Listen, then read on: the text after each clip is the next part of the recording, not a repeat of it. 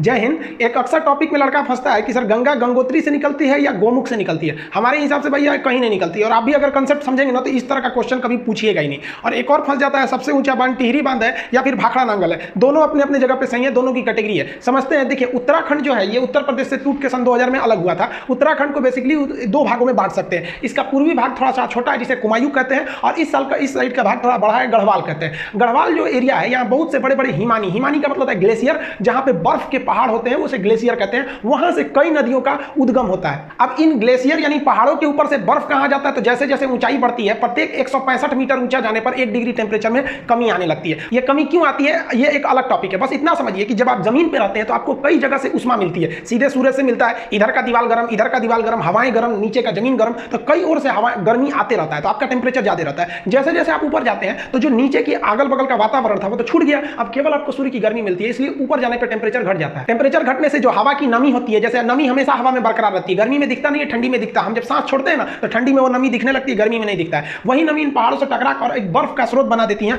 और वही नीचे से पिघलकर नदियों का उद्गम स्रोत बन जाता है। तो नदियों का उद्गम स्रोत पहाड़ी का हिमानी यानी ग्लेशियर होता है। अब जरा ध्यान से समझिए, गंगा इस तरह से निकलती है। ये हम दो इमेज बनाएंगे, इसमें पूरा जगह नहीं लिखे हैं ताकि कॉम्प्लिकेटेड होगा, आपको समझने में दिक्कत हो जाएगी। जबकि अगर आप दूसरा इमेज देखेंगे तो उसमें हम सारी नदियों का नाम वगैरह लिख दिए, इसको हम आपको स्क्रीनशॉट लेने का टाइम दे देंगे। अब यहां समझिए, सबसे पहला जो एक जगह है उसका नाम है बद्रीनाथ। उस बद्रीनाथ में एक जगह है संतोपत हिमानी।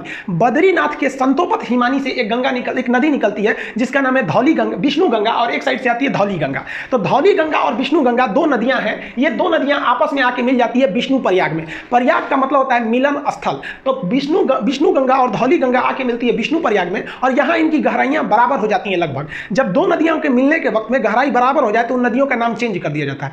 यदि एक की गहराई ज्यादा दूसरी की गहराई कम तो नदी गहरी वाली नदी के नाम से ही नदी आगे बढ़ेगी। तो यहां लगभग गहराई बराबर हो जाती है विष्णु प्रयाग में, तो नाम बदलकर इस रेड वाली नदी का नाम रख दिया था अलकनंदा नदी। यहां से यहां तक ये रेड वाली नदी है अलकनंदा नदी। अब इसको ओवरव्यू में समझिए। अलकनंदा आगे बढ़ती है, आगे जाकर एक नदी आके मिलती है जिसका नाम है नंदाकिनी नदी। मंदाकिनी अलग है और नंदाकिनी अलग है। नंदलाला जो है नंदाकिनी नदी, नंदाकिनी नदी आके मिलती है तो वो नंदाकिनी नदी कम गहरी है, अलकनंदा ज्यादा है, तो नंदाकिनी यहीं समाप्त हो जाएगी भूगोल के हिसाब से। अब ये भी जगह तो मिलन स्थल हो गया। मिलन स्थल को प्रयाग कहते हैं, चूंकि नंदाकिनी नदी मिली है इसलिए इसे कहते हैं नंद प्रयाग। नंद प्रयाग के बाद नदी और आगे बढ़ती है, तो यहां आगे बढ़ती है तो एक और नदी आके मिलती है पिंडार नदी। पिंडार नदी जहां आके मिलती है उसे कहते हैं हम लोग कर्ण प्रयाग। तो कर्ण मतलब प्रयाग में पिंडार नदी आगे मिल गई। अलकनंदा जो है कहती है भाई तुम कम गहरा हो, तुम यहीं खत्म हो जाओ, आगे हम ही बढ़ेंगे। अलकनंदा आगे बढ़ती है तो एक और नदी आके मिल जाती है, वो नदी निकलती है केदारनाथ से। ये वाली निकली थी बद्रीनाथ से। उस नदी का नाम है मंदाकिनी नदी। ये मंदाकिनी नदी आके इसे मिलती है, ये जाके मिल जाती है यहां पर। मंदाकिनी कम गहरी, ये ज्यादा गहरी, इसलिए मंदाकिनी यहां समाप्त। अब ये मिलन स्थल है, इसका भी नाम प्रयाग रहेगा, तो इसका नाम हो जाता है रुद्र प्रयाग। रुद्र प्रयाग से नदी फिर आगे बढ़ती है, अभी भी अलकनंदा, इस रूट में बहुत गहरी है अलकनंदा। अब यहां से आती है उत्तर काशी जिला से। उत्तर काशी के पास एक जगह है गंगोत्री, और गंगोत्री के पास एक एक्यूरेट पॉइंट की बात करेंगे तो वो है आपका गोमुख। वहां से एक नदी निकलती है जिसका नाम है भागीरथी नदी। ये भी बहुत बड़ी नदी है। उत्तराखंड के लोग मुख्य रूप से इसी को गंगा मानते हैं, ये वाले साइड को, ये उसकी सहायक समझते हैं। तो भागीरथी निकलती है, तो इस भागीरथी के बीच में एक नदी आके मिल जाती है भिलांगना। छोटी सी नदी कहती है भागीरथी चला यहीं पे खत्म हो जा। भिलांगना इसको लेके आगे बढ़ जाती है, और भागीरथी भिलांगना को लेके आगे बढ़ जाती है, और भागीरथी जाके इस अलकनंदा में मिलती है देव प्रयाग की जगह पे, और यहां पर दोनों की गहराई लगभग बराबर हो जाती है, तो इसका नाम हो जाता है गंगा।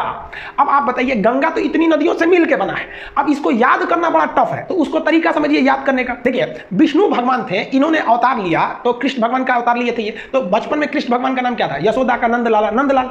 तो विष्णु भगवान क्या बने, नंदलाल बने। और ये जब बचपन में थे आगे बढ़े तो ये हमेशा इनके कान में बाली रहता था। आप देखेंगे कृष्ण भगवान कान में बाला पहनते थे, और गले में उसके बाद रुद्राक्ष की माला। तो लाइन से याद रखिएगा, विष्णु भगवान से याद रखेंगे विष्णु प्रयाग, नंदलाला से याद रखिएगा नंद प्रयाग। कान में बाली पहनते थे तो कर्ण प्रयाग, गले में रुद्राक्ष की माला रखते थे तो रुद्र प्रयाग। और जब इतना चीज कर देते थे तो कृष्ण भगवान का जो रूप हो जाता था वो एक देव की रूप हो जाता था, और उनकी वाणी देव की वाणी हो जाती थी। अकेले महाभारत निपटा दिए फाइल अकेले, इन्हीं की तो मतलब उपदेशों को गीता में रखा गया है।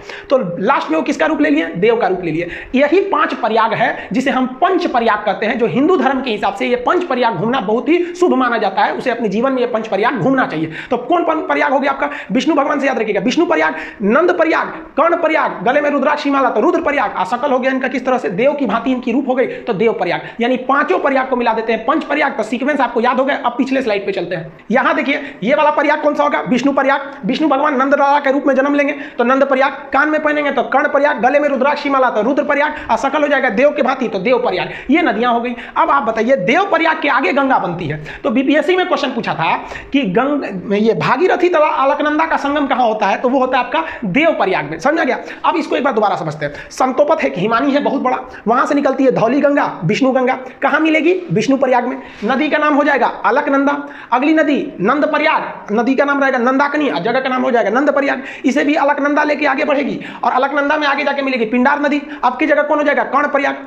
अलकनंदा फिर आगे बढ़ेगी, मंदाकिनी को ले जाएगी अपने साथ, मंदाकिनी को ले आके मिलाएगी तो हो जाएगा रुद्र प्रयाग। गले में रुद्राक्षी माला हो गई। अब कृष्ण भगवान के पास यही सब तो चीजें थी, अब देव का रूप ले लेंगे। यहाँ पे भागीरथी आएगी अपने साथ भिलांगना को मिलाते हुए और मिल जाएगी देव प्रयाग में, और यहां से बन जाएगी गंगा। तो देखिए गंगा तो भाई साहब निकलती ही नहीं है, गंगा नदी बनती है इतनी नदियों से मिलकर। तो अगर आप ग्रुप डी खलासी चपरासी गैंगमैन सफाई कर्मी का एग्जाम देते हैं तो गंगा कहां से निकलती है, तो मान दीजिएगा भाई साहब उत्तरकाशी जिला के गंगोत्री के समीप गोमुख से। लेकिन अगर आप बड़े एग्जाम को देते हैं कमीशन लेवल का, पीसीएस यूपीएससी लेवल का, तो इतने छोटे लेवल का वो क्वेश्चन नहीं पूछेगा गंगा निकलती कहां से, क्योंकि उसको पता है कि भाई साहब गंगा निकलती नहीं है। गंगा एक बहुत बड़ा नदियों का एक पैटर्न है, ड्रेनेज पैटर्न है, जिसे समझना पड़ेगा। इसमें हम इन नदियों को लिख दिए हैं, यहाँ पे जो घेरे हुए हैं ये प्रयाग है, विष्णु प्रयाग, नंद प्रयाग, कर्ण प्रयाग, रुद्र प्रयाग, देव प्रयाग, और ये नदियों का नाम लिखे हैं। एप्लीकेशन में जब इसी को पढ़ाएंगे तो इसमें हम आपको याद, क्लास में जैसे याद करा देते थे उसको याद करा देंगे। आप यूट्यूब पे याद थोड़े कराएंगे बैठा के आपको, और इसका पीडीएफ और नक्शा में हम आपको इसको भरवाते थे। याद करिए जब उत्तराखंड का नक्शा मतलब मैप के क्लास में पढ़ाते थे तो ये तो पूरा चीज आपको बता देते थे। अब इसमें दो तीन चीजें अलग से आप जान लीजिए। भिलांगना नदी जैसे आके भागीरथी से मिलती है तो इसके संगम के समीप ही बनाया गया है टिहरी बांध।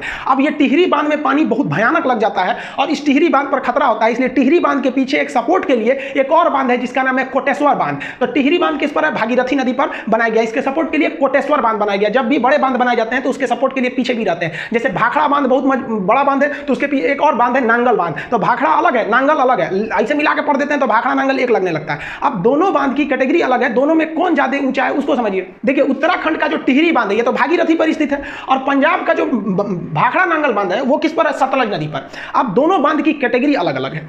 ये बांध 260 मीटर है ऊंचा, कहीं कहीं आपको 255 देगा, तो 260 मीटर ऊंचा है, तो ये जेन्युइन ऊंचा है। ये वाला बांध जो है वो थोड़ा कम ऊंचा है, 225 मीटर ही ऊंचा है, लेकिन दोनों बांध की कैटेगरी अलग अलग है। जैसे कोई लड़का है 6 फीट का और कोई लड़की है 5 फीट की, आपसे पूछा जाए सबसे ऊंची लड़की कौन है, तो इसको थोड़ा कहिएगा कि 6 फीट का, भाई साहब तो कैटेगरी अलग होगा, लड़की में तो 5 फीट को रखना पड़ेगा। लेकिन कह दे कि इन दोनों में सबसे ऊंचा इंसान कौन है, तो भाई लड़की भी इंसान लड़का भी इंसान, तब आप कहिएगा कि नहीं 6 फुट वाला ये। तो यही एग्जाम में पूछता है कि सबसे ऊंचा ग्रेविटी बांध कौन सा है। तो देखिए इस बांध की जो कैटेगरी है वो ग्रेविटी कैटेगरी का है, और ये बांध की कैटेगरी अर्थ फिलर है। ये बांध जब पढ़ाएंगे ना तो उसमें हम आपको बता देंगे कि बांध कितने टाइप के होते हैं, आर्क बांध कौन सा होता है, ग्रेविटी कौन कौन से कई टाइप के बांध होते हैं। तो कैटेगरी के हिसाब से पूछता है ये कि सबसे ऊंचा गुरुत्व यानी ग्रेविटी बांध कौन सा है। तो भाई साहब ये 260 होने के बावजूद इसको आंसर नहीं देंगे क्योंकि इसकी कैटेगरी अलग है, ये तो उस कैटेगरी में है ही नहीं जिस कैटेगरी का क्वेश्चन पूछ रहा है। तब आपका आंसर हो जाता है भाखड़ा नांगल बांध। लेकिन जब क्वेश्चन कहेगा कि भारत का सबसे ऊंचा बांध कौन है, तो भाई साहब आप अर्थ फिलर है तब भी बांध है, ग्रेविटी है तब भी बांध है, आर्क बांध है तब भी बांध है। तो अब आपके लिए कैटेगरी का फाउंडेशन खत्म कर दिया, और ओवरऑल में अगर कहेगा सबसे ऊंचा बांध कौन सा है तब हो जाएगा आपका टिहरी बांध। लंबा में हीराकुंड अलग हो जाता है वो सब। तो ये समझ में आ गया आपको। देखिए उत्तराखंड के लोग गंगा को मुख्य रूप से भागीरथी को गंगा कहते हैं, और बंगाल के लोग भी गंगा को गंगा न कहकर भागीरथी कहते हैं। और शास्त्रों में भी देखिएगा ना तो कई जगह गंगा को भागीरथी बोला गया है। आप बाहुबली का गाना सुनिएगा, जब वो शिवलिंग लेकर गंगा झरना के नीचे रख देता है, वहां गाना बजता है कि भागीरथी देख तेरे पास खुद शिव जी चले आए रे। तो आप इसको देखे होंगे ना, शिव तांडव वगैरह भागीरथी बोला जाता है। तो ये भागीरथी को लोग गंगा समझने लगते हैं, और उस हिसाब से छोटे एग्जाम में बोल देते हैं कि उत्तरकाशी जिला के गंगोत्री हिमालय के गोमुख से निकलती है। जबकि आप ये कॉन्सेप्ट समझ गए, पंच प्रयाग यानी पांचों प्रयाग में कौन कौन सा सीक्वेंस याद करने का आपको हल्का सा यहाँ बता दिया। हालांकि एप्लीकेशन पे तो जब तक आप लोग क्लास के स्टूडेंट होंगे तो आपको पता होगा, तो ये सब तो पूरा याद ही करा देते थे। कैसे याद रखेंगे प्रयाग का जगह, तो ऊपर सबसे पहले होगा आपका विष्णु प्रयाग, विष्णु प्रयाग के बाद नंद प्रयाग, कर्ण प्रयाग, रुद्र प्रयाग, और कृष्ण भगवान का रूप देव की तरह हो जाएगा तो देव प्रयाग। गंगा कहां बन गई, देव प्रयाग में बन गई। गंगा नदी जो पहाड़ी एरिया से निकलती है, तो यहाँ वाले एरिया में ना जो गंगा नदी, यहाँ मानव बस्तियां बहुत कम है, क्योंकि पहाड़ी एरिया है तो प्रदूषण बहुत कम है। और इस गंगा में ना एक बैक्टीरियोफेज पाया जाता है। बैक्टीरियोफेज एक ऐसा चीज होता है जो हानिकारक जीवाणुओं और विषाणुओं को मार के खा जाता है,